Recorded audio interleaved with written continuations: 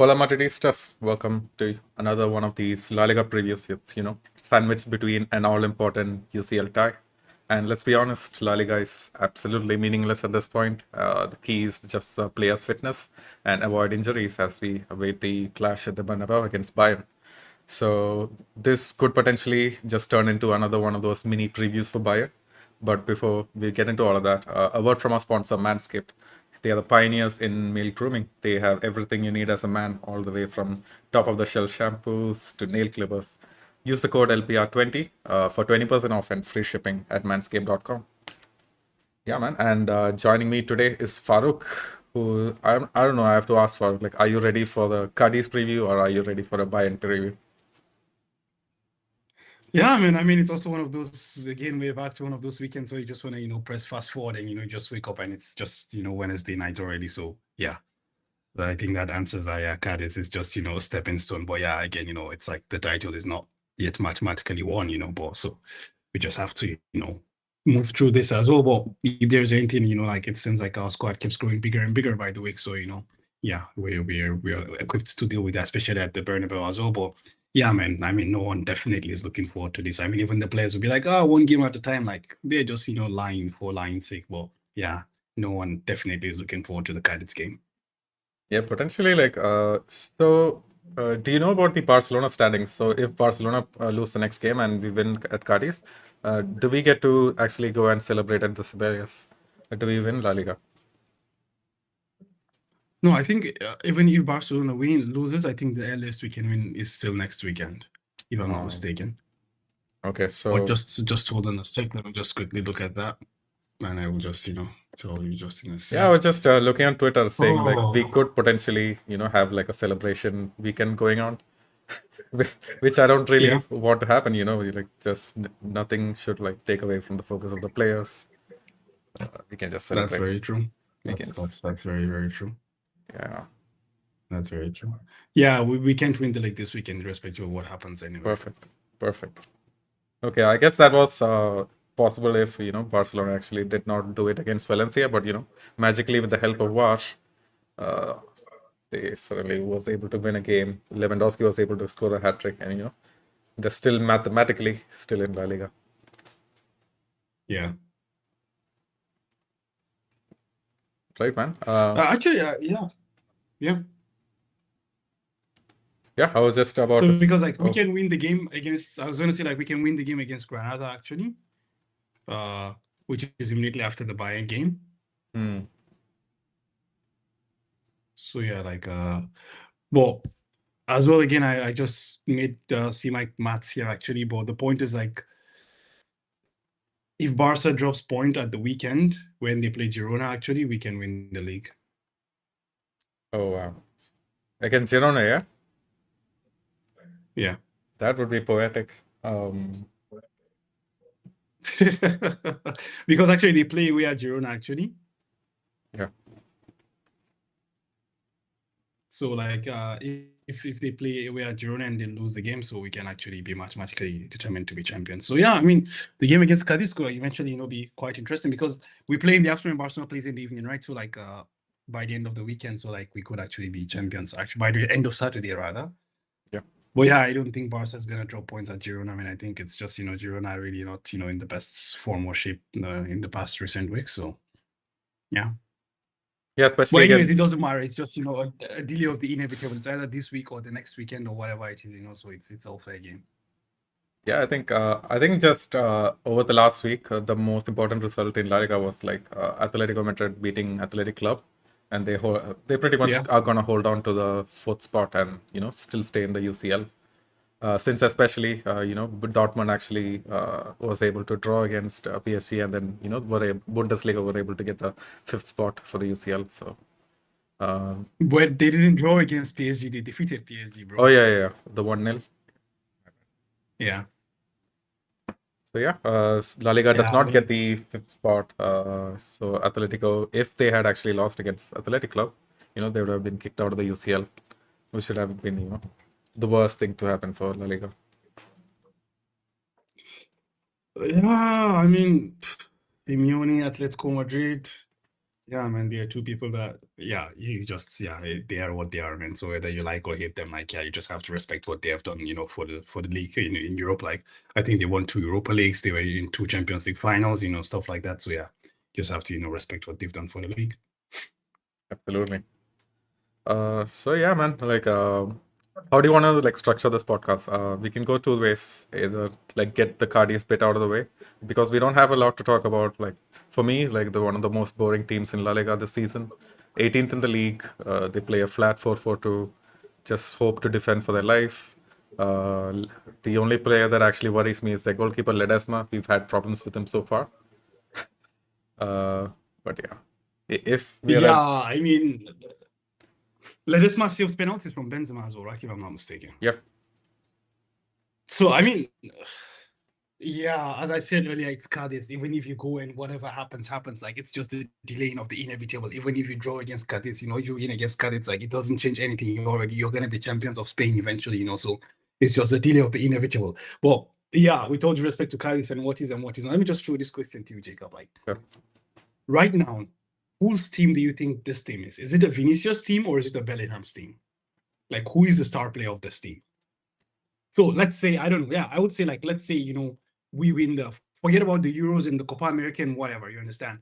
We go in and win the UCL, but then, okay, it would also matter who performs in the final, like there, I guess. But anyways, like whose team is this? Like, is it Bellingham's team or is it Vini's team? You're essentially asking me, let's say we win the UCL. There's a realistic chance that one of our players is going to be selected for the Ballon d'Or, right? So you're asking me who's going to be up there on the podium. I think it's got to be Vinicius for me, man. I know Bellingham, he has performed at a top level. Like if you look at the SofaScore statistics, he's right up there at Rodri with probably like the best match ratings also because he's been quite consistent. But as of late, like he hasn't been able to perform at these big matches. I don't know for whatever reason. It's because he gets played in a very hybrid role where he doesn't know his position or the opponents just have figured it out. But someone you just can't figure out and you just can't take out of the game is Vinicius for me, and that's the reason why we're alive in the UCL. Like the Vinicius antics, the threat he poses, even if everything seems calm and protected at the back for the opponents, Vinicius is always there. Can't say the same about Bellingham so far.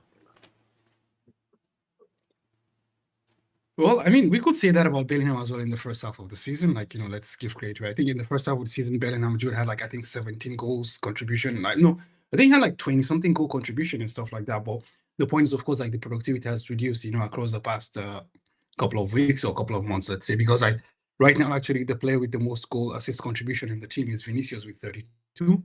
It's like 21 goals and 11 assists, and Jude has 20 goals and 11 assists as well. So like Jude is just one behind him. Well, actually, I kind of feel like the reason why I just, like try to run away from the Ballon d'Or question because it becomes honestly like the final eventually is going to matter a lot. You understand? Like if we're able to go through against Bayern on Tuesday, you understand who becomes the star performer of that game also matters. Right now we know Vinia was the star performer in the first leg. Who's going to decide the second leg also matters. Who's going to decide the final also matters a lot. You understand?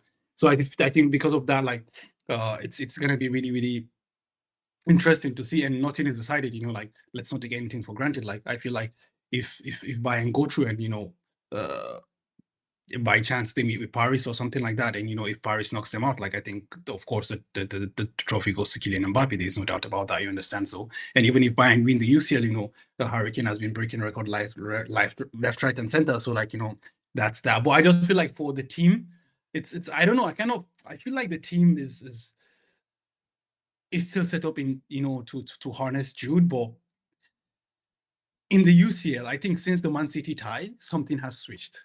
And I think what switched was, Vinny's right now in a central role. Like I don't think Vinny's just pushed out of the team, and I don't think he's like not being optimized. This team is actually getting optimized to get the best out of Rodrigo, so that he can actually cut in, do his job, link up with Vinny.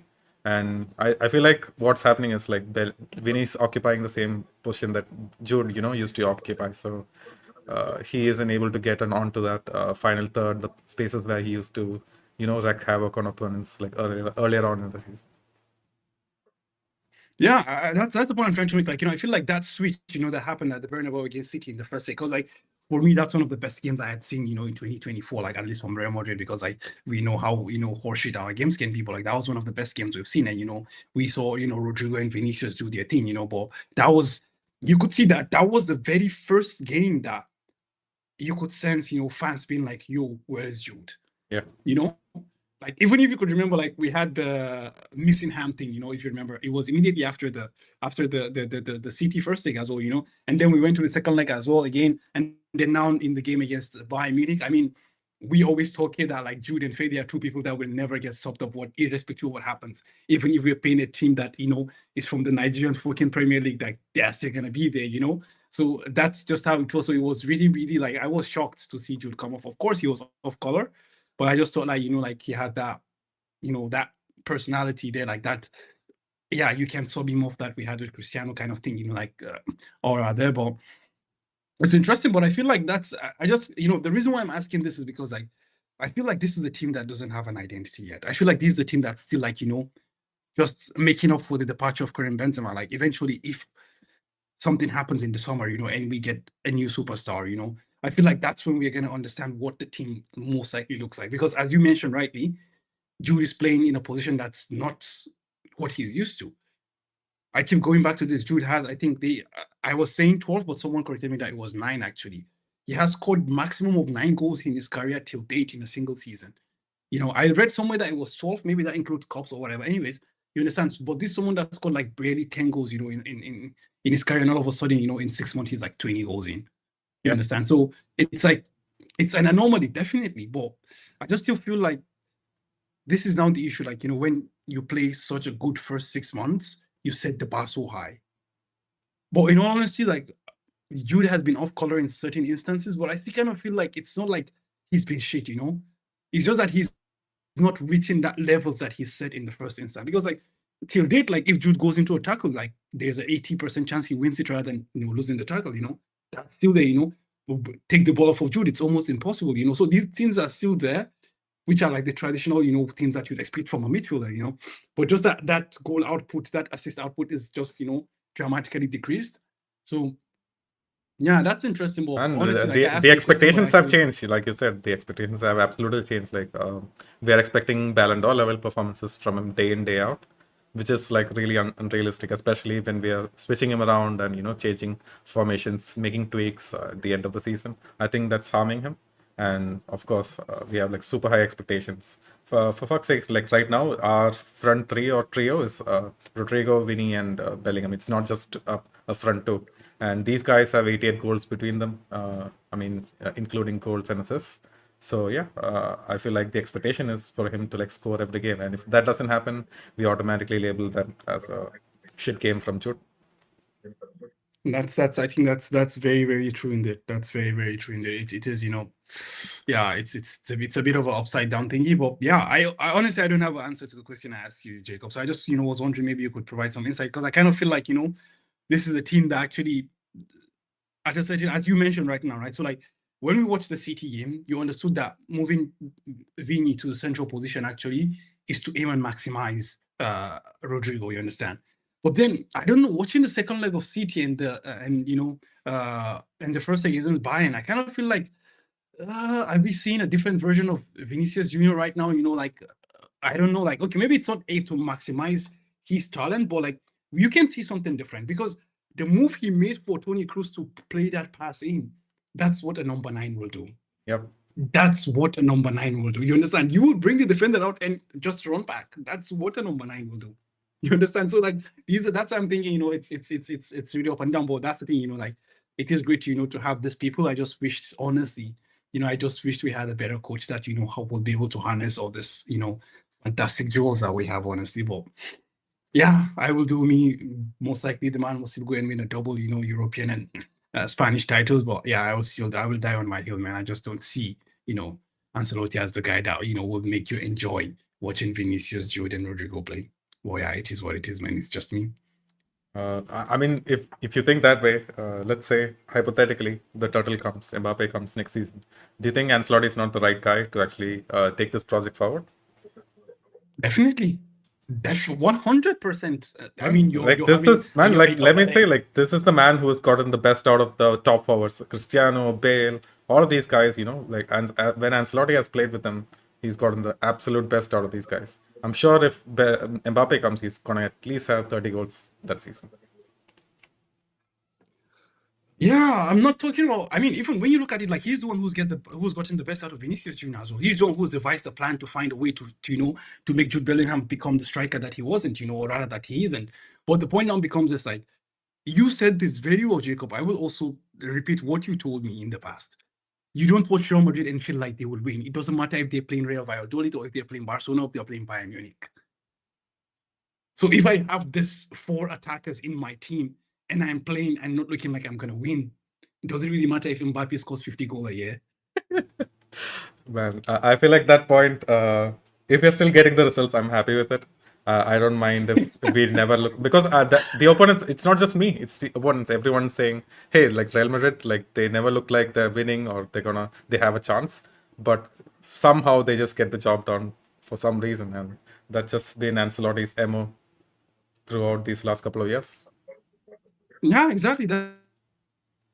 That's been what he's doing. But I just feel like it's like, yeah. I mean, when you have a Ferrari, man, drive it like a Ferrari, man. Don't have a Ferrari and be like. The point is you want to reach the destination, right? So I Yep. can drive my Ferrari like I'm driving, like a Honda or some shit like that. Yeah, but eventually I'm gonna reach the destination, which is to win a title. Yeah, but like the question is, how do you get there? Because the point now becomes it's like, if you do not get there, then questions start being asked. You Yep. understand? Especially if things don't look pretty, like you're driving the turns of the Ferrari, things Exactly. questions are gonna So be asked. exactly, I mean, why spend all this money to buy this and then come and give it to a shitty driver or some shit like that, or drive it in a bad way? So yeah, but man, yeah, I mean, that's just my own personal view, and I will die on this hill. I feel like there are better things that can do. I mean, come on, like we're gonna get even let's not even get ahead of ourselves. Like we have Endrick coming in as well. There's someone that's confirmed. We have a youngster on the bench in Arda Güler as well. Last weekend he came, scored the winning goal against Sociedad. These are things that you want to look for a way to aim and maximize the potentials of these players. But yeah, we just sit down, absorb the pressure, hope that Vinicius makes something happen, or Jude or Rodrigo or Tony Cruz or some shit like that. Yeah, it is what it is. It's working for now, but yeah, man. I mean, this is something that I don't think it's sustainable. I just do not think it's because people will come and be like, yeah, it's this and that. I always go back to the point that yeah,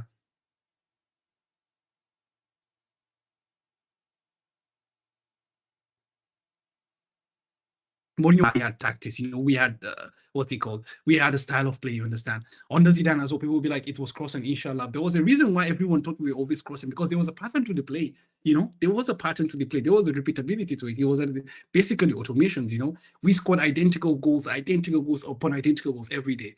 But now you look at the goals we're scoring, like, yeah, they're just always, it's just randomness. It's just chaos that creates something. That's just it. Yeah, I mean, my answer would be for like we've said this, like this team does not look like they have an identity. It doesn't look like we're working towards something. It just like it's all based on individual talent. But in Ancelotti's credit, for your point about sustainability, like this has happened for the last 2 seasons, and it's gonna happen next season as well. I still feel like we're gonna get the results. The players are still gonna have very decent But that's stats. the thing. Last season, you didn't get the results, bro. Last season, you were hammered 4-0 at City. You lost the title since January. So that's what I'm saying to you. Like, of course, the season before it worked. Last season, it didn't work. This season, it's working. Maybe next season it works again because if you get a player like Kylian Mbappe into this team, like, bro, like, it's just, It'll work. yeah, exactly. I mean, that's just it, man.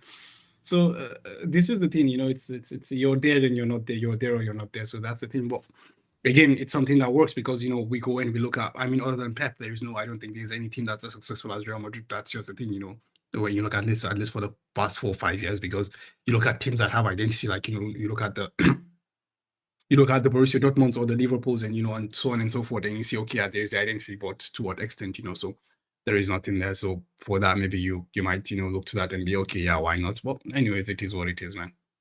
Yeah, absolutely. Let's, I feel like this was a good exercise in thought, but like, yeah, something we can't focus on for these next 2 games. But definitely something to think about as we await the future transfers and we discuss the future of Ancelotti and everyone. But before we get into the specifics of maybe the Cadiz game, if Mohammadi is here, he says, "What's up, guys? Let's be honest, we're looking forwards towards the second leg, and this game is just a side quest." I feel like this is a side quest of a side quest of a side quest.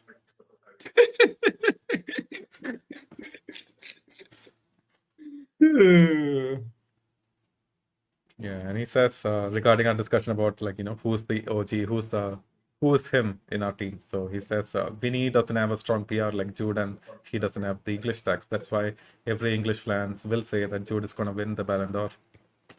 Yeah, like I totally agree with that. we could totally 100%. argue like as Real Madrid fans, man. But at the end of the day, it's like what these journalists and whatnot think, and they're obviously gonna vote for Jude than Vinny, even if we win the UCL, and Vinny has like a all-time performance against PSG or Bayern. It's still gonna go Jude's way. Exactly, because I actually recently came across something, and it was very, very good example. How Michael Owen won the Ballon d'Or ahead of Raul in 2001. So that's a very, very good comparison in my opinion. So I kind of feel like, I don't know, especially with the fact that Vinicius is almost like enemy number one in Spanish football right now. Especially if he's taking on this stuff and calling them racist and shit like that. So I kind of feel like that's gonna hurt him a bit. I don't know. Of course, Real Madrid as well is a gigantic, PR machine. Let's not forget, like, Luka Modric won the Ballon d'Or ahead of Cristiano Ronaldo when he left for Juventus. So, that also tells us something. But I just feel like, Jude is a very young and charismatic person. He's someone that's very relatable and likable, in that sense. So I feel like all of these are gonna play into the factors of what is and what is not. So yeah, and being English, of course, definitely helps a lot. Being English helps a lot. But yeah, let's see. I think it's gonna just boil down to the performances. But I don't know. We have the Euros. I don't know if I think there's a Copa America this summer as well. So maybe those things might actually influence what happens or what does not happen. And I'm actually really, really quite looking at the second leg of the the other tie in the UCL actually, which is Dortmund and Paris. I think Kylian Mbappe is having a phenomenal season actually, and they're also on course for a treble. So you never can tell with what's happening there. Even if we win the UCL and he goes on with France, who is who are like the favorites for the tournament. Yeah, he also has the Olympics in Paris as well. So like there are a lot of things that could line up, for the stars to align for for it to be away from even our players. But yeah, when And the time it comes, could also go the other way. Like, let's say, God forbid, Bayern go through and win the UCL. Kane stands a very good chance if he has a very good Euros. Definitely. I agree with you. I definitely agree with you. I'm just saying, like, that's why I'm saying, like, there are alternate, realities that's existing right now outside of our own bubble. You understand? Harry Kane is having a historic season. Kylian Mbappe is having a phenomenal season as well. You understand? Okay, yeah, Harry Kane, there is no title to to back anything up, but for Kylian Mbappe, like, it's a potential treble. A good performance at the Euros. Going to the Olympics, especially with the players that they have as well on the 21s as well. They should be be looking at favorites as also, if he is able to get a gold here or in one of those competitions and stuff like that. So yeah, it's gonna be crazy, man. If Mohammadi has a funny proposition, you can take this question, Farooq. He says, "I wouldn't be surprised if Messi wins his 9th Ballon d'Or just by winning the Copa America." Fucking hell, bro. I mean, at this point in time, like, unless Messi wins another World Cup, he ain't winning shit, bro. Yeah. Unless he wins another World Cup, he ain't winning shit, man. I mean, come on. He's playing in a league that has no name. Well, like, man, even if that's the case, I still see ESPN, I still see BR Football still tracking Miami FC, just because Messi is there. But that's every time he moves or farts, they're still gonna post about it. So that's the thing, Jacob. One thing we always have to understand is this: we are consuming English media.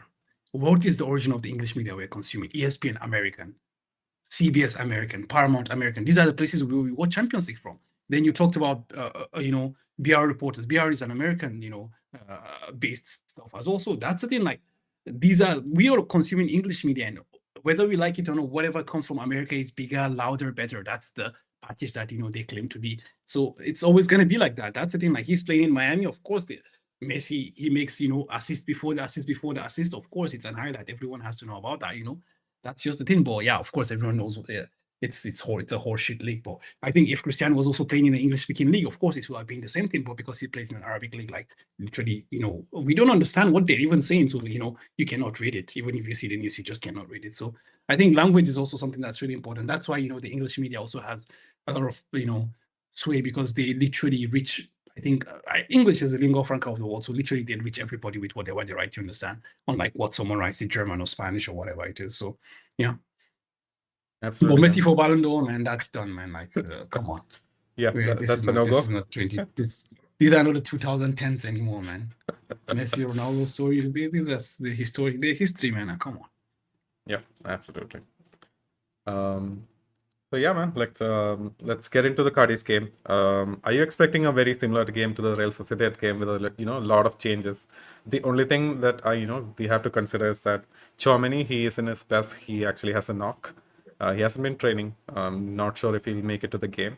The other, two guys who are like not really in good fitness right now is Bellingham and Mendy. They didn't really look up for it on the Bayern tie. What are your thoughts? Like, do you think we'll see a completely different 11, or we might see fewer substitutions?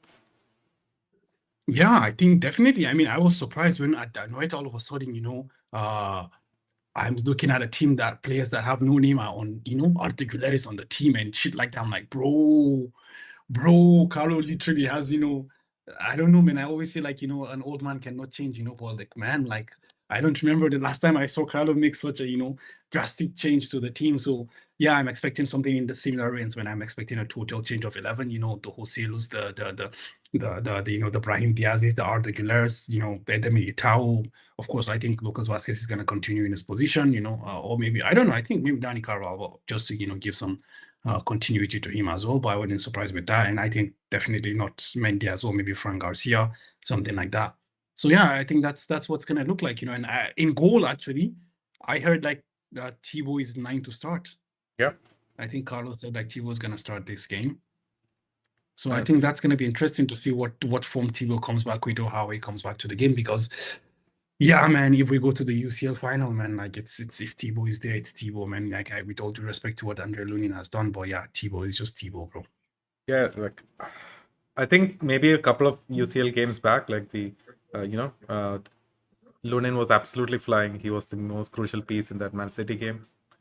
But now, like, he has looked shaky since then. Even in La Liga, even now, El Clasico, he looked shaky. Now he looks shaky. The game against Barca. Now it isn't as against clear. Bayern as well. Like, now we're actually looking forward to Courtois coming back. I mean, come on, in my mind, it's always clear, man. Like, Andre Lunin is a goalkeeper, maybe an average or an above average goalkeeper, whatever that is. But like, bro, like, man, how many goalkeepers will you put in place of Thibaut? Like, they make saves that are not makeable. This is the whole point about them, you understand? Keepers like Thibaut, like, they make saves that are not savable. That's the thing. Like, they make our extraordinary saves. So definitely, but the point is this, like, he has to build that fitness, you understand? So if hopefully, fingers crossed, inshallah, we get to the final. If Thibaut can, get some game time, 2-3 games, I think, yeah, of course, definitely. Why not? But yeah, I'm really looking forward to, seeing him back, and let's see how he performs at the weekend. Hopefully, it's not going to be easy because he's been out for, I think, 8 months or some shit like that. So, bit by bit, hopefully, we hope that he gets back to that top, level. 100%. Yeah, let's get into the lineups and maybe even some of the Cadiz lineups. But let's first hear from Doris. She has a lot to say about Manscaped. This episode is brought to you by the spring cleaning champions Manscaped, and this season we partnered up with them to make sure everyone's grass is cut up to standard, because Xavi has been complaining and it's been annoying our secretary. So join the 10 million men worldwide who trust Manscaped with this special offer. Go to manscaped.com, use code LBR20 to get 20% off and free shipping at checkout. So introducing this season's MVP is the Lawnmower 5.0 Ultra. It's a trimmer with 2 blade heads, one to just take, a little off the top, or the foil blade basically to go super smooth, and you can use this in the shower. It has 2 bright LED spotlights, so there's no accidents in the shower. And yeah, it's waterproof, it's easy to clean. You can put this in your travel bag, in your drawer. So to get the full grooming experience, you should get the beard hedger pro kit, and the handyman electric face shaver. Basically, you get extra parts to really create your signature look and clean up your neckline.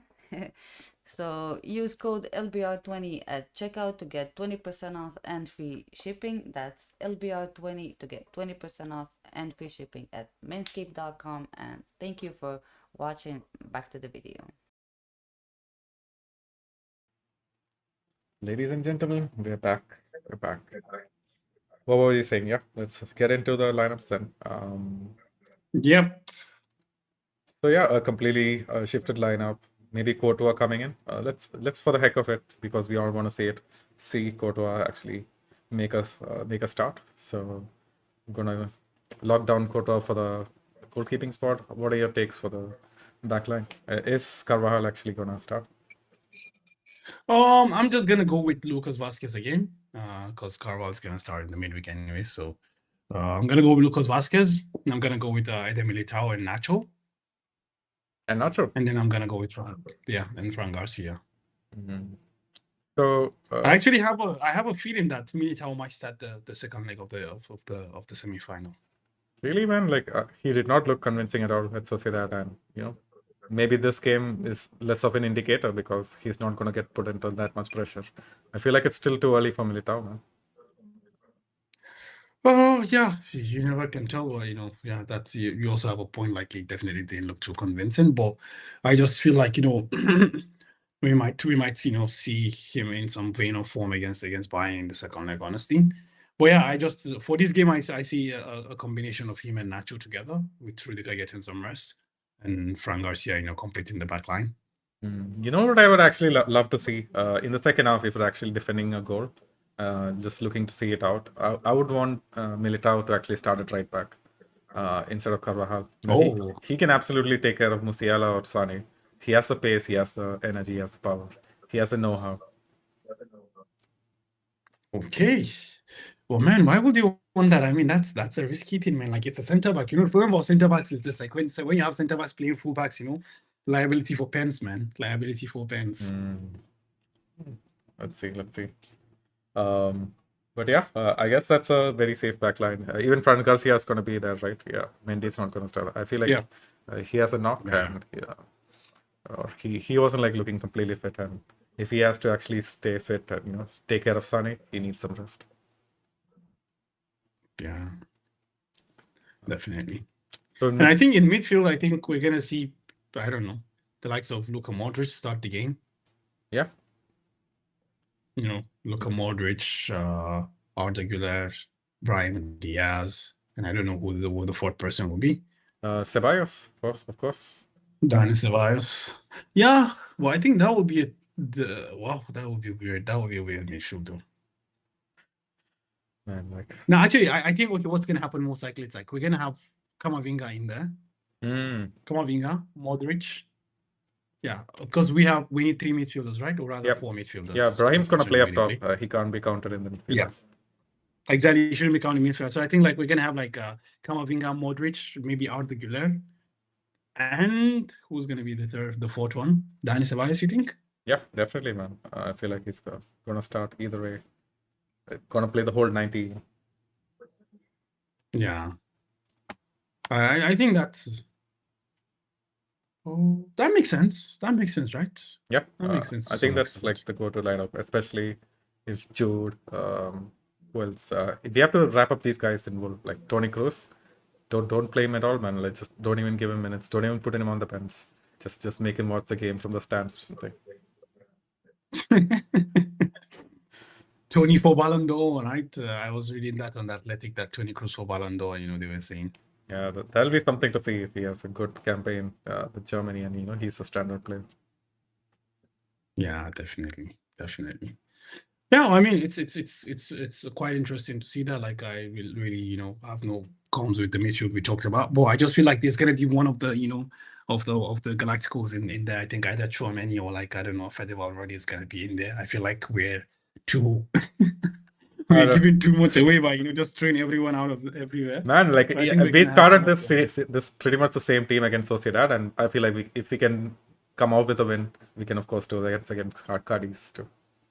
Exactly, especially at our own stadium, right? I mean, basically, for context, like Cadiz is literally, the worst attack, has the worst attack in the league. They've scored 23 goals and we have conceded 22 goals. Like that's, that just to put things into perspective. They scored 23 and we've conceded 22.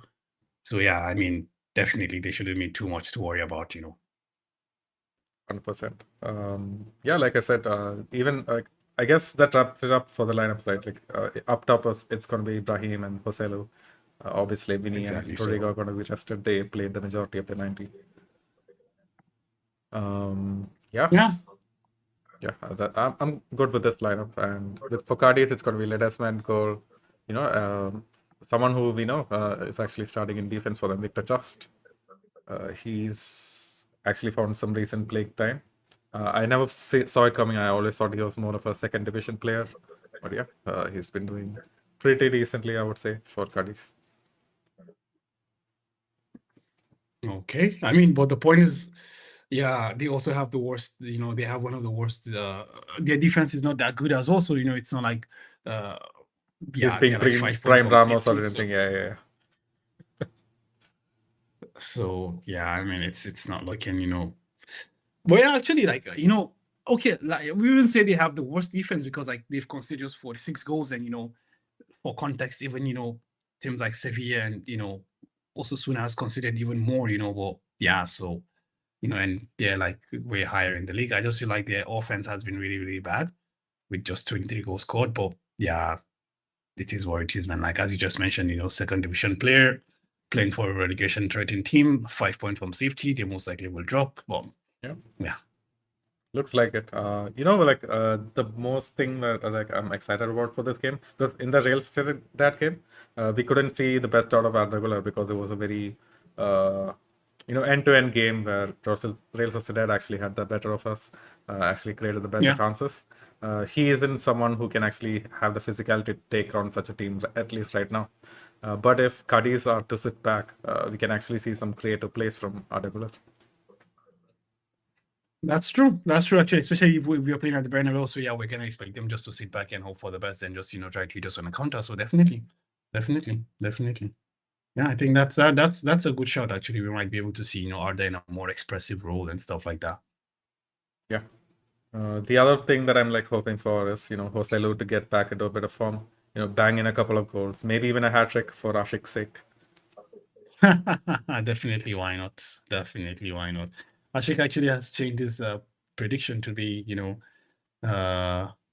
Kylian Mbappe hat trick next season. Actually, oh wow. And I'm like, bro, that's the easiest one. I mean, Kylian Mbappe hat trick. Maybe in the El Clasico, like not a lot of players, are Vinny. Not a lot of players are him. Let's see if he can actually do that against the likes of Barcelona. That's very true, actually. Indeed, that's very true. Right, man. I guess that pretty much wraps it up. I feel like we've covered all the lineups, all the narratives going forward for this game. After this, of course, we're going to have the Bayern previews yet again. And this time, how confident are you actually feeling compared to the Man City tie? In the game against Bayern, actually, I'm feeling quite confident because, it's a second leg that comes to our house. So at the White House, I believe we can get the job done, especially with the fans. We close the roof, everyone is in white, Yeah. I think we can get the job done. I'm much more confident than I was against Man City, but yeah, it's still against Bayern Munich, and we saw, Bayern literally, give us a game, although it's at their house with that Allianz. But the thing was that a lot of people were like, they played really well, and that's the thing, they played well, but they still couldn't win. So that's the point, right? You understand? So I'm thinking we're gonna up our aggressiveness, our tempo, so we also should play better. So I think give us that edge because I feel like we're gonna play better than we played in the first leg. So yeah. Yeah, man. Even I'm like feeling very confident. The only thing that kind of worries me is Tuchel. Tuchel, you saw how he made those adjustments in the second half. His team drastically looked better, and they're very similar to us in such a way. Like we adapt to our opponents, we change slight things, and then suddenly we draw level or we're one goal up. I feel like Bayern has that in them. Like even if things get a little comfortable at the Bernabeu in the first half, second half we still I still feel like they have like a goal or two in them to pull things back. Definitely, I totally agree with you. I think, like, the even when during the preview, the Bayern guy was actually, like, he didn't like Thomas Tuchel at all. Then I can understand, the considering the season that they've had, but I just kind of feel like, Thomas Tuchel is one of those coaches that you always can bank on, like to make adjustments to find the right, as you mentioned, like, literally they came out of the second half as a change team. That's the thing. So, like, finding an adjustment, and the adjustment they made was what led to both of their goals. So yeah, definitely. But yeah, it should be an interesting time. But I just have more confidence than I had for the second leg at the Etihad. Yeah, fingers crossed. We have a good couple of games in this one. Obviously, we just hope for the fitness of the players, wrap everyone up, and we'll hope for an Arda goal or hat trick. That's all we can hope for. And in the Bayern game, just somehow get through, man. Yeah, exactly. All right. Fingers crossed, bro. On that note, let's do predictions. It's that time. Yeah, man. I think it's a 2-0 victory for Real Madrid, man. Nothing too extraordinary. Yeah. We just go there, get the job done, and move on. Yeah, especially in front of the fans. Yeah, I'm totally in support of the 2-0 as well. If it was away, probably like a nick another 1-0 away win, even if it's Cadiz. I don't think, like, with this midfield of, if you have Ceballos on the team, like, it's not possible to like create more than that. But yeah. Before we go, Ifti Mohammadi says 2011, the season in the Jose Madrid got 100 points. We scored 121 goals and just conceded 32 goals in La Liga. Oh. I'm sorry, I couldn't get that.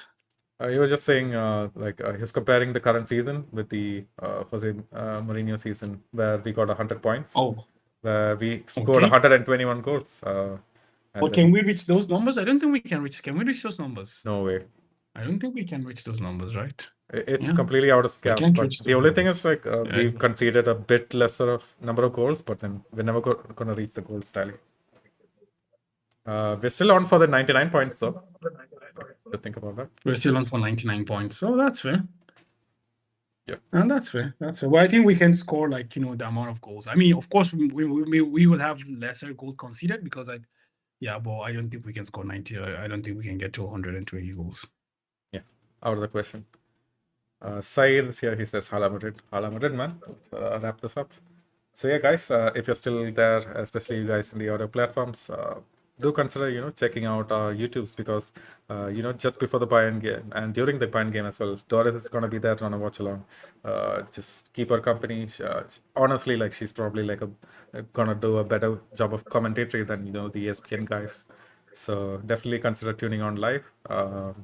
Do check out our Instagrams as well. We're going to be covering some footage out of Cadiz. We're going to be asking the fans for, previewing the Bayern game. So check out our content for that. Stay tuned. Last but not the least, let's thank our partners over at Real Madrid Committee, for their awesome work. All the links are down in the description. Check them out. Give us a follow and a like. Yeah. And with that, Farooq, you know what to say. Hala Madrid. Hala Madrid.